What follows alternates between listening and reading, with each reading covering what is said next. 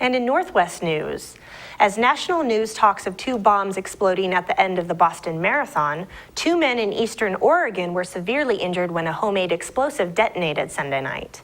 The Associated Press reports one was taken to Boise, Idaho for treatment, the other to Portland. Their injuries were described as life-threatening and disfiguring. Authorities said the 2 were from Ontario, Oregon, and they believe the explosion happened west of Vail, a town 15 miles west of Ontario. Investigators said a 3rd person brought the 2 to the hospital, touching off a scare that explosives were in the vehicle. None were found. The injured men were described as age 59 and 60. Authorities searched their residence Sunday, briefly evacuating neighboring houses.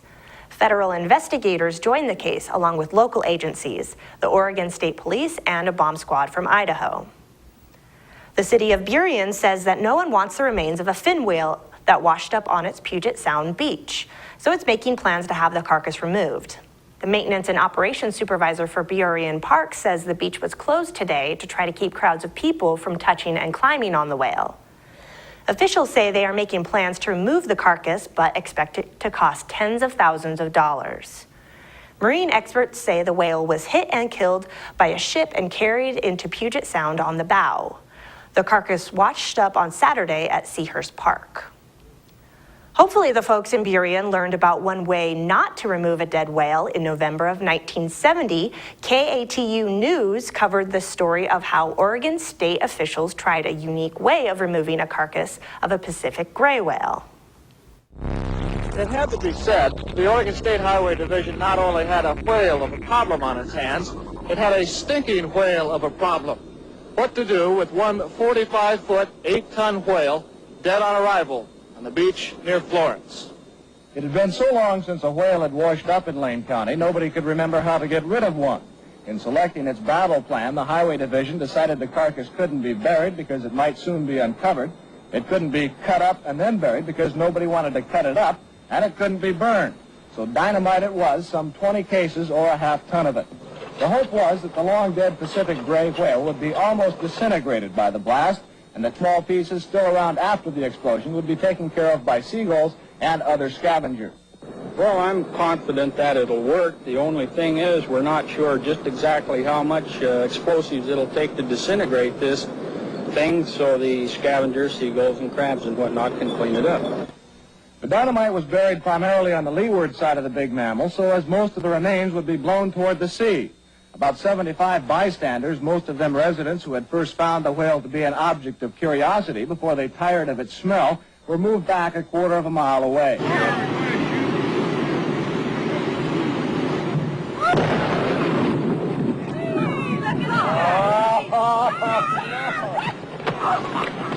right, Fred, you can take your hands out of your ears.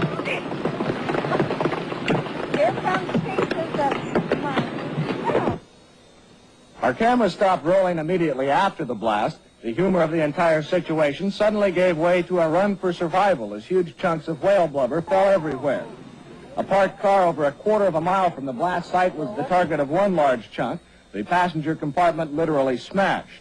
Fortunately, no human was hit as badly as the car. However, everyone on the scene was covered with small particles of dead whale.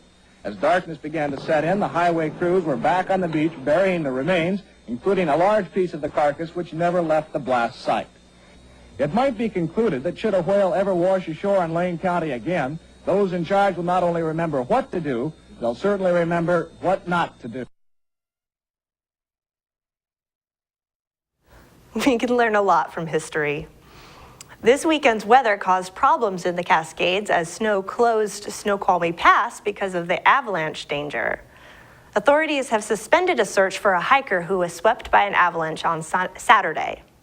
King County Sheriff Cindy West says avalanche conditions are too dangerous today.